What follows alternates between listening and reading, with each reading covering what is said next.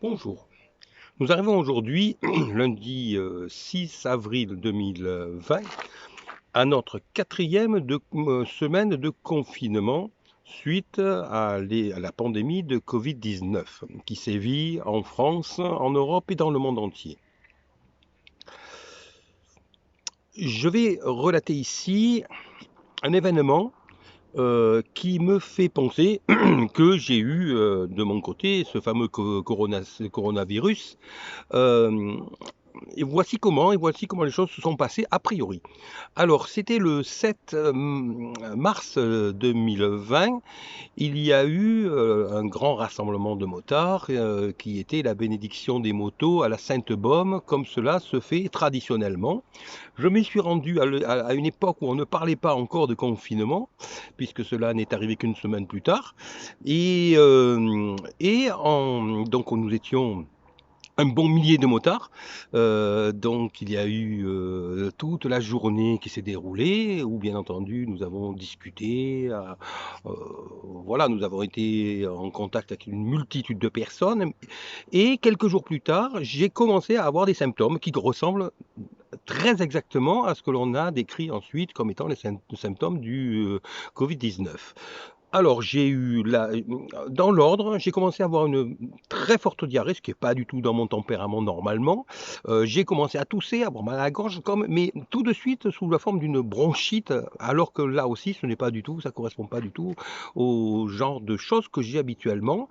Et surtout, j'ai eu la tête qui s'est mise à tourner en permanence. Ce n'était pas vraiment des maux de tête, on ne peut pas parler de céphalée, mais de vertige, voilà, de vertige quasiment permanent.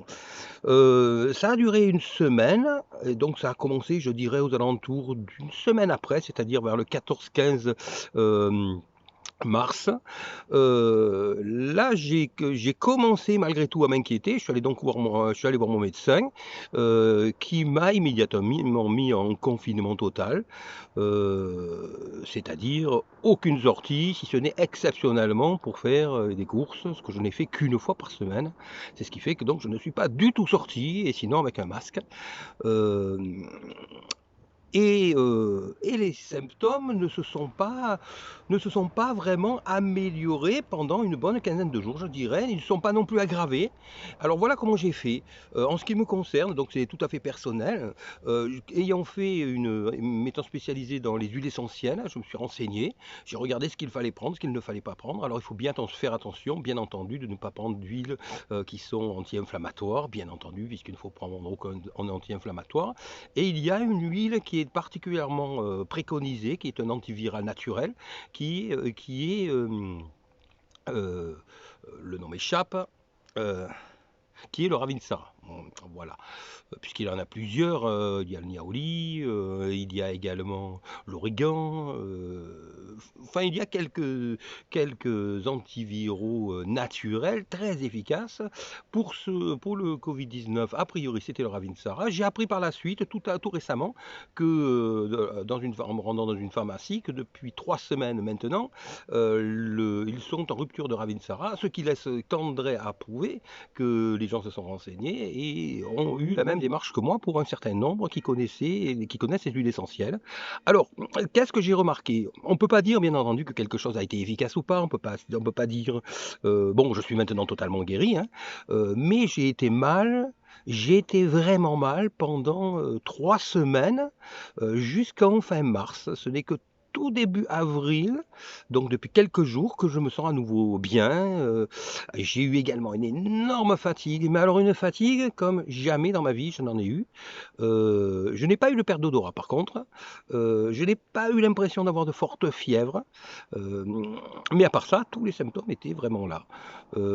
Par contre, ce que j'ai remarqué, c'est qu'en prenant, donc je prenais 3 gouttes de Ravinsara chaque jour, et en prenant cette huile essentielle, quasiment instantanément, je dirais à l'échelle de 5 minutes, je me sentais beaucoup mieux. Alors ça c'est peut-être psychologique, j'en sais rien, mais en attendant, alors que je prenais, alors que quand je les prenais, j'étais mal, j'avais la tête qui tournait, je me sentais fébrile, et bien immédiatement ça agit.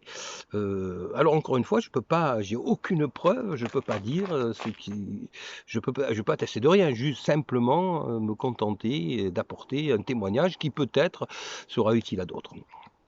Voilà, donc c'est tout ce que j'ai à rapporter, la question que je me pose maintenant, bon bien sûr nous sommes encore en époque de confinement, bon donc je le respecte bien entendu, tout en sachant que j'ai très certainement eu le virus, que j'ai très certainement, donc à présent des anticorps, que je suis de toute façon si les choses se sont passées telles que j'en ai l'impression que je ne suis plus contagieux, mais encore une fois il ne s'agit que d'impression. Alors, j'en profite pour faire cette vidéo pour toutes les personnes qui sont certainement très nombreuses, qui sont dans mon cas, puisque la plupart d'entre nous, nous allons faire des anticorps et nous allons ensuite être immunisés. Mais nous ne savons pas en réalité, nous avons une impression. Et tant que nous n'aurons pas de dépistage sérologique permettant de dire qu'effectivement nous avons eu le virus et qu'effectivement nous ne sommes plus contagieux, eh bien nous ne savons pas en réalité quand est-ce que nous avons contracté le virus, si nous l'avons contracté. Nous avons pu également contracter tout à fait toute autre chose qui ressemble et avoir l'impression que c'est ça, alors qu'en fait ce n'est pas ça. Nous pouvons donc le contracter ultérieurement, être contagieux, ne pas le savoir et transmettre la maladie si nous ne respectons pas le confinement.